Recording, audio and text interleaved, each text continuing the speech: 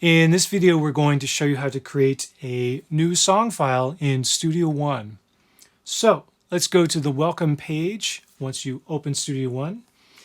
And we see the option up here kind of on the left-hand side to create a new song. So let's go ahead and click on that. And what you get on the next page here are some options for styles, interfaces, and user. And what these are basically are presets with some kind of like default settings that you could use. But to be perfectly honest, I never usually use them. I don't use them.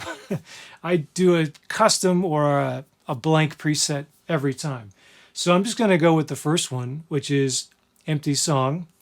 Over here on the right-hand side, I'm going to give it a title. So this is going to be MIDI Demo 2. And then I'm going to select a location for this session or this song.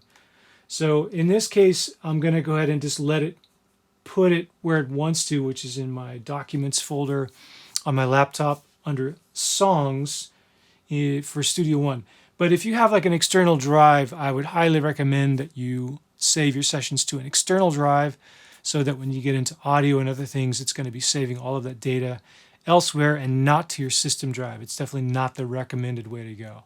Really quickly, just kind of going down this list of options that you see.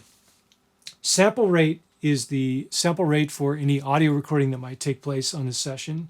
If you're strictly doing MIDI, it's maybe not quite as much of an issue, but eventually you're going to be applying effects or you're going to be adding or bouncing things off. So it's good to know before you start what you want the sample rate and the resolution or bit depth to be before you start. So I'm going to go in this case with 48 and 24, which are sample rate and bit depths that I often use when I'm producing things for video, such as this one.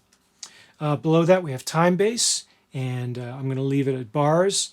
You could also choose seconds or samples or frames, but since I'm doing some MIDI work here, I'm going to leave it at bars. And of course, this is something that can change on the timeline as you're working on a project after you open the project. Below the resolution and the time base, we have something called song length. And basically what Studio One does is it gives you kind of a prescribed start and end marker for the session.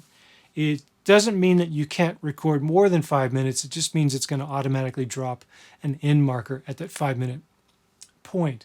So for me, if I'm doing creative stuff where I'm maybe writing music and I don't really know how much of a timeline I'm going to be using, I might make this a bigger number.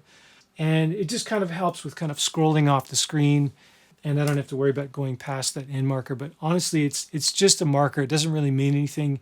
And of course, you can drag it and you can change it during the session if you want to. So it's not a big deal.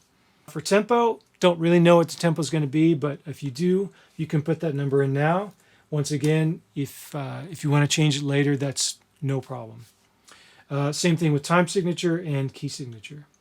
There is a box here that says stretch audio files to song tempo.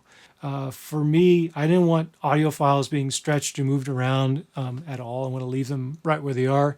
So if I have to change a tempo, I'm just going to re-record audio. But there might be some instances where the tempo of the song needs to change, and you, of course, want those audio files to kind of come along for the ride. But most of the time for me, I'm going to leave that unchecked, and the same thing here. So that's it. I hit OK, and now we've created a new song in Studio One, and now we're ready to start adding instruments and doing some recording.